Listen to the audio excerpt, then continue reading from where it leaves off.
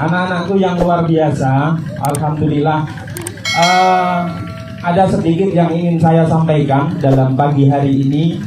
Ingat anak-anakku terutama kelas 12 bahwa ada dua hal di dalam dunia ini. Jika kalian melanggar maka kalian akan hancur masa depannya. Apa kira-kira? Yang pertama adalah disiplin dan tidak mematuhi peraturan. Coba kalian ingat, kira-kira hari ini sudah disiplin apa tidak? Ya, mematuhi peraturan apa tidak kira-kira? Yang kedua adalah jika kalian sudah tidak dapat dipercaya. Ingat, dua hal ini jika dalam hidup kalian lakukan, maka percayalah bahwa ke depan itu akan menjadi satu hal yang sangat fatal dalam kehidupan kalian. Maka kata quotes pagi hari ini, quotes, silakan dicatat ini quote. Sepintar-pintarnya kalian, sehebat-hebatnya IQ kalian, tidak akan bisa menutupi kekurangan akhlak atau attitude kalian. Ingat, sepandai-pandai kalian, sehebat-hebat kalian, sepintar-pintarnya kalian, mau IQ-nya level berapapun, itu tidak akan mampu menutupi akhlak, kekurangan akhlak atau attitude kalian. Tapi sebaliknya, jika kalian memiliki attitude atau akhlak yang bagus, maka itu akan bisa menutupi kekurangan IQ kalian semua. Ingat, itu pasti nanti akan terjadi. Anak-anakku, ada seorang mahasiswi dari Indonesia yang kemudian dia melanjutkan kuliahnya di Perancis. Ketika dia sampai sana, dia heran, ternyata sistem transportasi di Prancis itu beda dengan di Indonesia. Kalau di Indonesia kalian naik bis kota, itu cukup naik bayar dengan kondektornya. Tetapi jika kalian nanti belajar di Eropa, belajar di Prancis, belajar di Jerman, hampir semua sistem transportasi di sana itu memakai self-service. Jadi kalian bisa bayar pakai mesinnya sendiri, ambil tiketnya sendiri, nanti mau turun kemana, itu ada tujuan kemana, itu nanti kamu bisa pencet sendiri. Dan tidak ada di situ yang melayani. Beda dengan di Indonesia. Ketika kalian naik kereta api, kalian pesen tiket sendiri, kemudian pencet tujuannya mana sendiri, dan nanti turunnya kemana sendiri. Itu beda dengan di Indonesia kalau kita naik bis. Kalau naik bis mau ke Surabaya, kita bilang ke kondektornya, Pak turun Perak ya, Pak turun JMT. Tapi kalau di sana tidak, karena yang menentukan adalah kalian sendiri.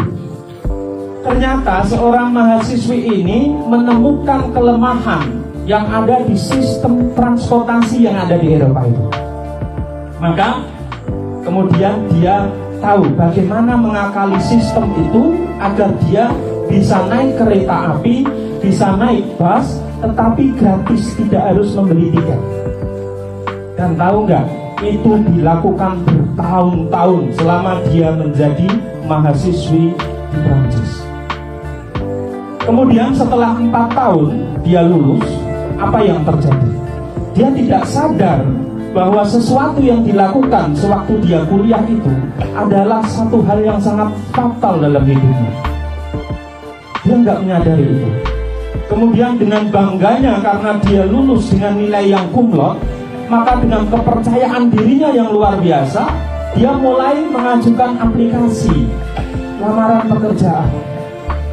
Maka dia isi aplikasi itu, kemudian dia lamarkan ke berbagai perusahaan di Prancis dan Paris. Semula para pengusaha itu semuanya tertarik membaca biodata seorang mahasiswi, alumni mahasiswi universitas terkemuka di Prancis ini. Tapi kemudian setelah itu mereka rame-rame perusahaan itu kemudian menolaknya. Tahu kenapa? Kemudian sang mahasiswi ini heran. Maka dia memberanikan dirinya untuk datang ke Departemen Tenaga Kerja di sana. Dia menemui manajernya. Kemudian dia bertanya, negara ini rasis. Karena saya orang asing, padahal nilai saya bagus, saya lulusan alumni terkemuka di negeri ini, tapi kenapa tidak ada perusahaan yang mau menerima saya? Kemudian dijawab oleh manajer, Nona, sesungguhnya kami bukan termasuk orang-orang yang rasis. Anda mau tahu kenapa banyak perusahaan menolak Anda?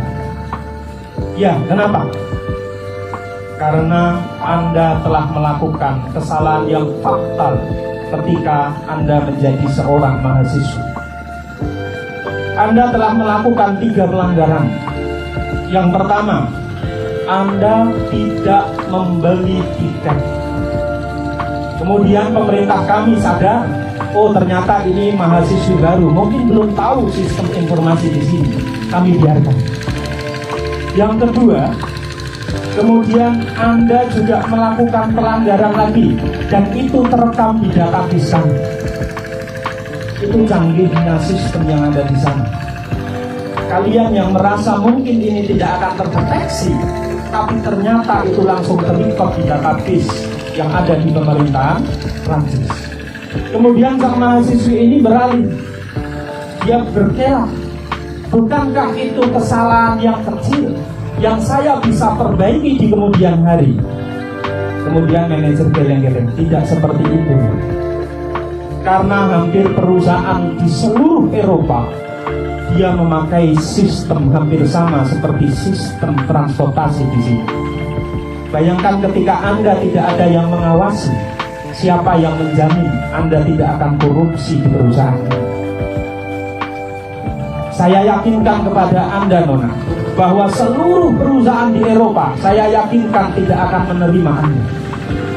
Maka saat itu juga mahasiswi ini shock.